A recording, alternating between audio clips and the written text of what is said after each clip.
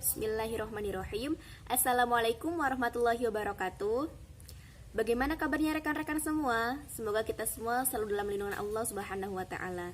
Baik, pada video kali ini kami akan mempresentasikan hasil diskusi kami kelompok 1 mengenai bagaimana cara memahami hadis Nabi. Yang terhormat kepada dosen pengampu mata kuliah hadis isu-isu kontemporer serta rekan-rekanku semua PAI kelas 3B yang kami banggakan. Sebelum kepada pembahasan inti, izinkan kepada kami terlebih dahulu untuk memperkenalkan diri. Kami yang beranggotakan 3 orang, yaitu 1. Ulfi Anissa Nadiroh, NIM 203111035. 2. Sofia Barunawati, NIM 203111044. Kemudian yang ketiga, Triani Okasya dengan NIM 203111063.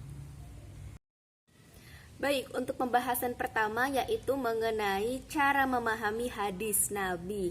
Yang ke-1, memahami hadis sesuai dengan petunjuk Al-Quran. Cara memahami hadis Nabi adalah harus sesuai dengan pedoman atau petunjuk Al-Quran.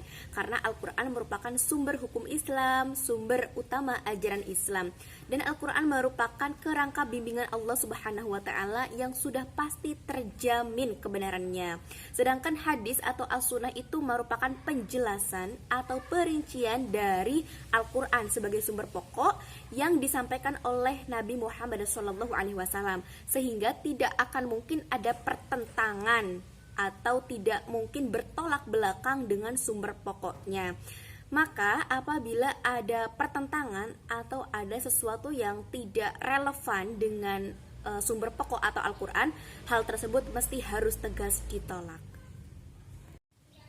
Yang kedua adalah menghimpun hadis-hadis yang terjalin dalam tema yang sama. Jadi untuk berhasil dalam memahami as-sunnah atau hadis, kita mesti harus dapat menghimpun beberapa hadis yang sahih yang berkaitan dengan suatu tema tertentu seperti itu. Karena dengan cara tersebut kita dapat mengerti, kita dapat memahami dari maksud hadis tersebut sehingga tidak akan ada pertentangan antara hadis yang satu dengan hadis yang lainnya. Di sini saya juga akan mencontohkan mengenai hadis amalan yang paling utama. Di sini saya akan mencontohkan dari 2 hadis. Hadis yang pertama yang artinya adalah telah menceritakan kepada kami, Amru bin Khalid berkata, telah menceritakan kepada kami Al-Laits dari Yazid, dari Abu Al-Khair, dari Abdullah bin Amru. Ada seseorang yang bertanya kepada Nabi SAW, Islam manakah yang paling baik? Nabi SAW menjawab, kamu memberi makan, mengucapkan salam kepada orang yang kamu kenal dan yang tidak kamu kenal. Itu hadis yang pertama. Kemudian hadis yang kedua berbunyi, yang artinya adalah dari Abu Musa berkata, wahai Rasulullah, Islam manakah yang paling utama? Rasulullah menjawab, siapa yang kaum muslimin selamat dari lisan dan tangannya. Hadis Sahih Bukhari. Kemudian dapat kita pahami dari 2 hadis tersebut tentang amalan utama, ternyata itu bermacam-macam. Perbedaan materi jawaban itu tidak bersifat tekstual. Tekstual di sini maksudnya adalah relevan gitu antara keadaan orang yang bertanya dengan orang yang menjawab seperti itu. Maka berdasarkan 2 hadis tersebut dapat kita ketahui dan kita pahami bahwa jawaban Nabi atas pertanyaan tersebut senada gitu kan, bersifat temporal dan kondisional. Kondisional maksudnya adalah berdasarkan kondisi. Kemudian yang ketiga adalah memahami karakteristik hadis Nabi. Dari sekian aspek kajian ilmu hadis, metodologi pemahaman hadis atau fikih al-hadis itu merupakan dimensi yang tidak kalah penting karena mencoba untuk menggali dan juga memahami ajaran yang terkandung dalam hadis-hadis Nabi untuk diamalkan. Karena setelah berlalu beberapa generasi, hadis-hadis Nabi ini sulit gitu untuk dipahami, maka dapat dilakukan dengan fikih al-hadis. Dengan fikih al-hadis kita dapat memahami karakteristik hadis Nabi SAW. Hal tersebut akan mengantarkan kita untuk mempertimbangkan karakter-karakter yang melekat pada hadis Nabi. Karakter tersebut seperti karakter kemunculannya redaksi, bahasa, dan otoritasnya untuk menangkap pesan Rasulullah Shallallahu Alaihi Wasallam. Kemudian pembahasan yang selanjutnya adalah persyaratan studi kritis atas hadis Nabi Shallallahu Alaihi Wasallam. Di sini disebutkan mengenai 5 persyaratan studi kritis. Yang pertama adalah setiap perawi dalam suatu hadis harus dikenal sebagai penghafal yang cerdas, teliti, dan juga memahami apa yang didengarnya. Kemudian yang kedua adalah selain kecerdasan, beliau harus mantap kepribadiannya dan bertakwa pada Allah Subhanahu wa taala serta menolak dengan tegas setiap pemalsuan dan juga penyimpangan.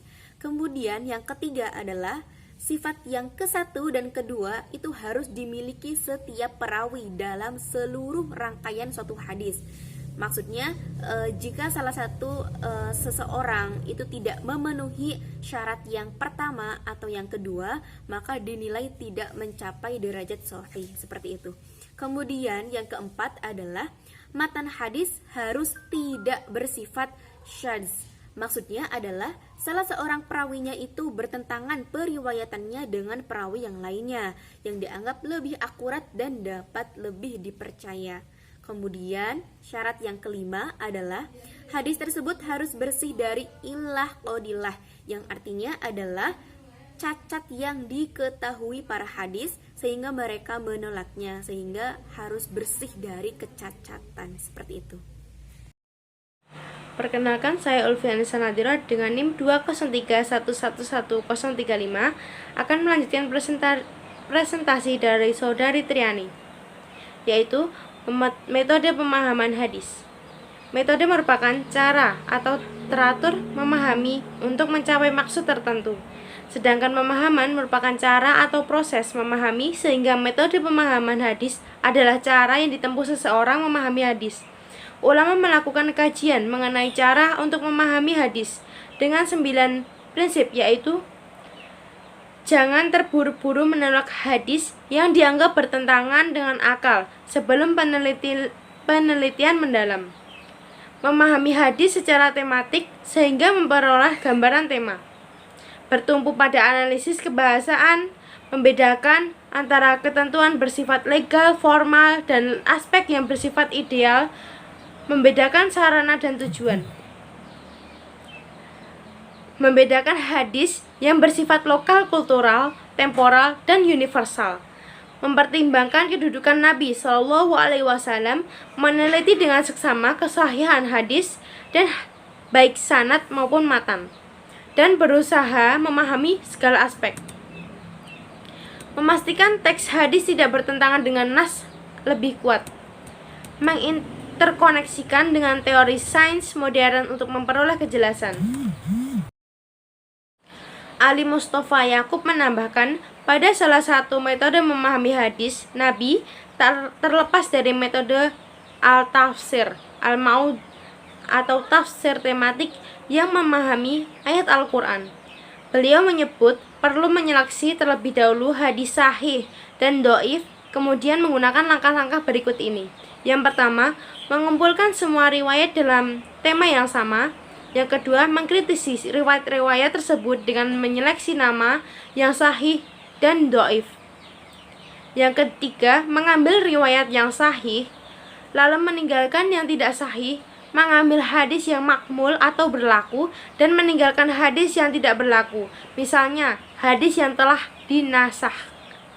Yang keempat, mengambil teks yang maknanya jelas, lalu menyeleksi dari teks yang petunjuk maknanya tidak jelas. Yang kelima, menafsirkan teks hadis yang tidak jelas petunjuk maknanya dengan teks hadis yang jelas maknanya berdasarkan kaidah lafal yang jelas dapat menafsirkan lafaz yang tidak jelas. Metode Yusuf Al-Qadri dengan tinjauan hermeneutika dalam memahami hadis dengan pola pikir yang terkonstruktif sedemikian rupa karena Al-Qadri selalu memperhatikan sisi internal yang membahas mengenai isnad dan eksternal hadis yang membahas dari segi pemahaman hadis itu sendiri.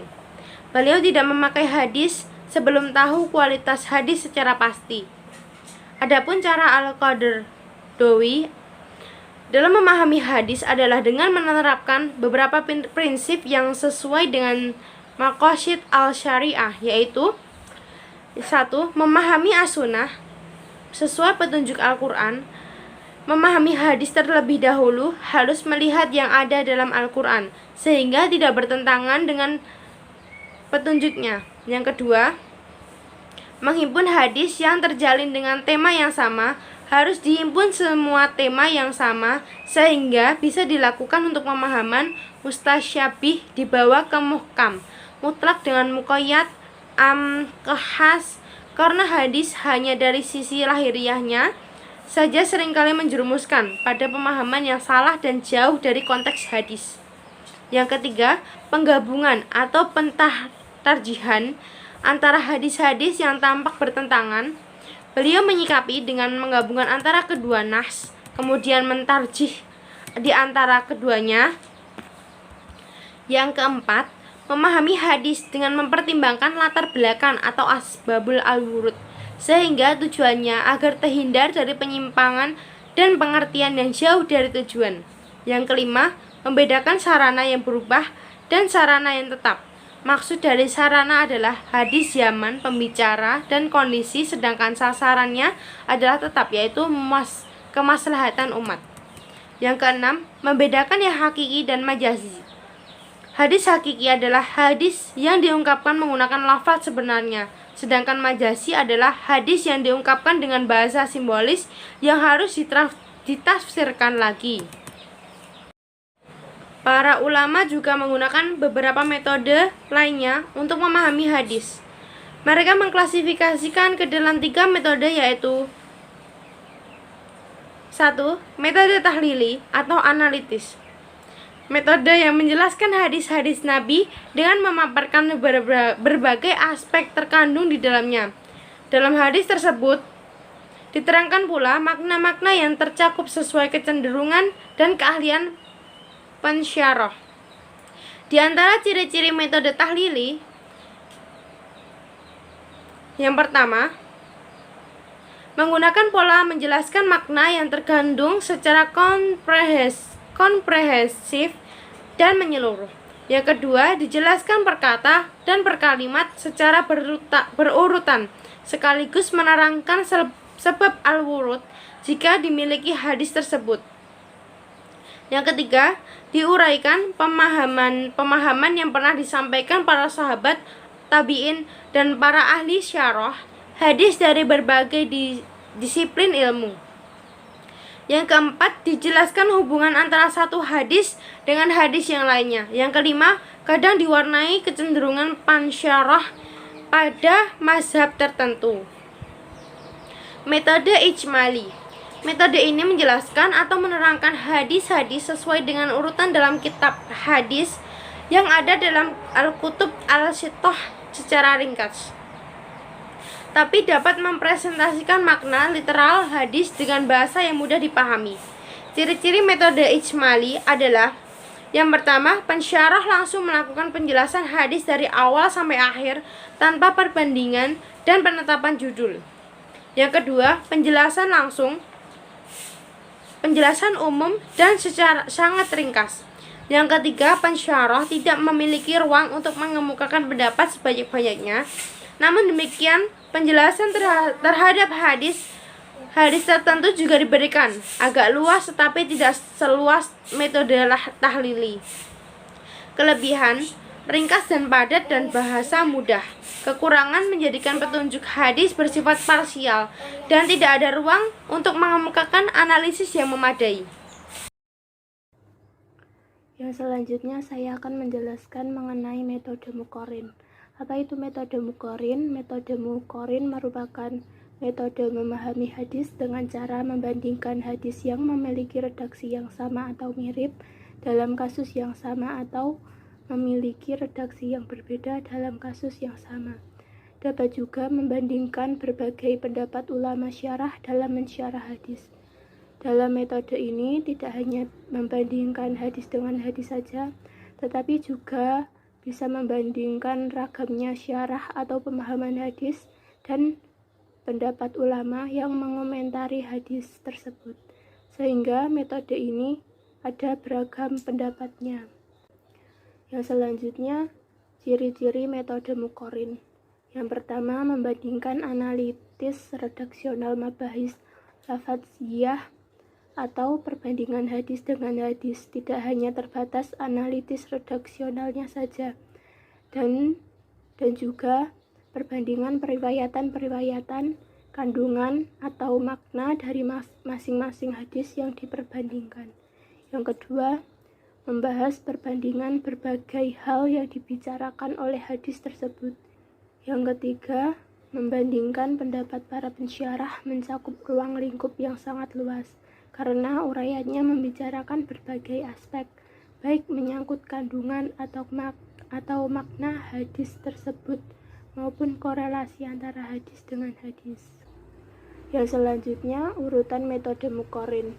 Yang pertama, dengan cara menjelaskan pemakaian mufradat atau suku katanya. Yang kedua, urutan kata. Yang ketiga, kemiripan redaksi.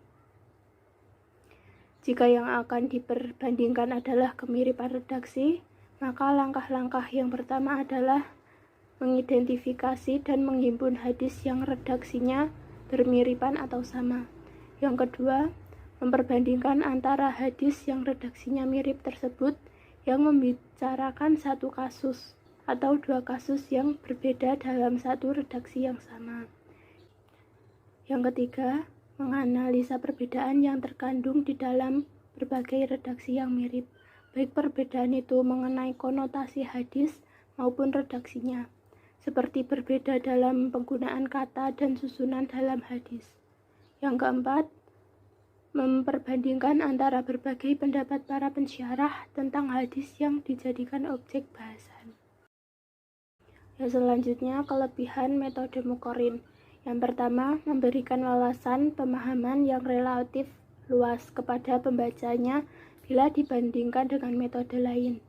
Yang kedua, membuka pintu untuk selalu bersikap toleransi terhadap pendapat orang lain yang terkadang jauh berbeda. Karena banyaknya pendapat hadis, maka harus menghormati pendapat hadis yang lain. Yang ketiga, pemahaman dengan metode muqarrin sangat berguna bagi mereka yang ingin mengetahui berbagai pendapat tentang sebuah hadis. Yang keempat, pensyarah didorong untuk mengkaji berbagai hadis serta pendapat-pendapat para pensyarah lainnya. Yang selanjutnya adalah kekurangan metode muqarrin. Yang pertama, metode ini tidak relevan bagi pembaca tingkat pemula, karena pembahasan yang dikemukakan terlalu luas, sehingga sulit untuk menemukan pilihan. Yang kedua, metode ini tidak dapat diandalkan untuk menjawab permasalahan sosial yang berkembang di tengah masyarakat, karena pensyarah lebih mengedepankan perbandingan daripada pemecahan masalah. Yang ketiga, metode ini terkesan lebih banyak menelusuri pemahaman lama yang pernah diberikan daripada mengemukakan pendapat baru. Yang selanjutnya, kita akan membahas mengenai pendekatan dalam memahami hadis. Yang pertama, pendekatan bahasa. Pendekatan bahasa merupakan pendekatan yang ditujukan pada beberapa objek untuk mengetahui kualitas hadis, yaitu struktur bahasa. Apakah susunan matan hadis sesuai dengan kaidah bahasa Arab atau tidak? Yang kedua, penggunaan kata dalam hadis dalam bahasa Arab zaman Nabi Muhammad SAW atau menggunakan kata-kata baru dalam literatur Arab modern. Yang ketiga, matan mesti menggunakan bahasa kenabian. Yang keempat, menelusuri makna ketika diucapkan oleh Nabi dan makna yang dipahami pembacanya. Yang selanjutnya, pendekatan historis. Apa itu pendekatan historis? Pendekatan historis merupakan upaya pemahaman hadis dengan mempertimbangkan kondisi historis empiris pada saat hadis disampaikan. Pendekatan historis juga bisa disebut dengan pendekatan yang biasanya menekankan pertanyaan mengapa Nabi bersabda demikian, bagaimana kondisi historis sosio-kultural dan politik masa itu, serta mengamati proses terjadinya peristiwa. Dan juga bisa mengkaitkan gagasan dalam hadis dengan situasi historis sejarah pada zaman Nabi tersebut.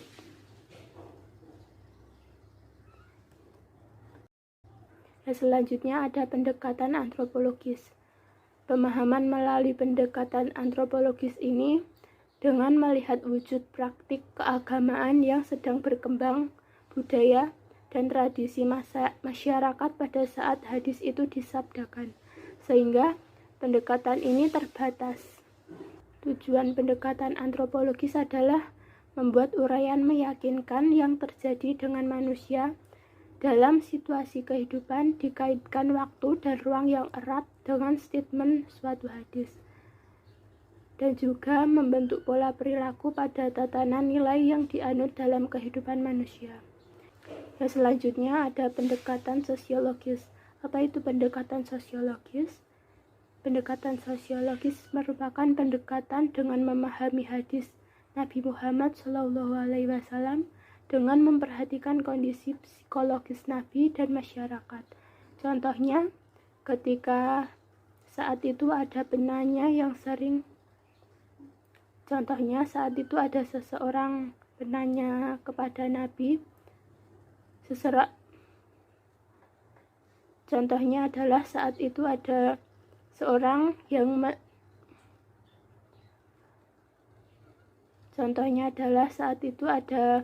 seorang penanya kepada Nabi yang sering berbuat maksiat. Maka Nabi membimbing dan menasihatinya agar menjauhi minuman dan kemaksiatan tersebut.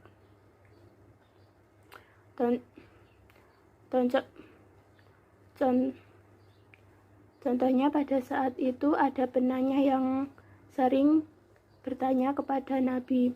Ia sering berbuat maksiat dan mabuk-mabukan. Maka Nabi menjadi pembimbing dan penasihat agar si penanya tersebut menjauhi minuman yang memabukkan dan menjauhi maksiat. Kemudian ada penanya yang sibuk kerja, lupa sholat dan tidak berbakti kepada orang tua. Lalu Nabi Muhammad SAW menjawab, yang paling utama baginya adalah sholat pada tepat waktunya dan berbakti kepada orang tuanya. Demikian pembahasan dari kelompok 1 mengenai bagaimana memahami hadis Nabi. Semoga dapat dimengerti dan dipahami oleh teman-teman semua. Jika ada kesalahan kami mohon maaf. Wassalamualaikum warahmatullahi wabarakatuh.